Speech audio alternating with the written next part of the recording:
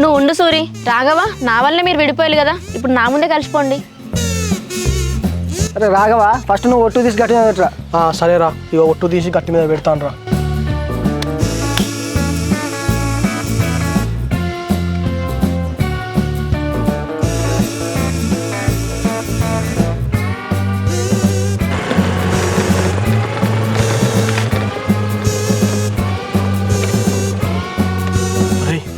ఎవర్రా వీడు?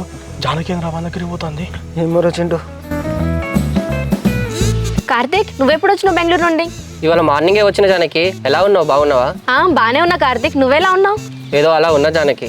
అరే పిట్టు సూరి, వాడు ఎవర్రా అంత క్లోజ్గా మాట్లాడుతాడు? ఏందిరా, నాకేం అర్థమైతే లేదు. నువ్వేం బాధపడాలి చింటూ, వాడు అన్నో తమ్ముడు కావచ్చు తీరా. అంతే అంటవారా? ఇప్పుడు చూస్తే వాళ్ళ లవ్ పడతలేదు కదరా.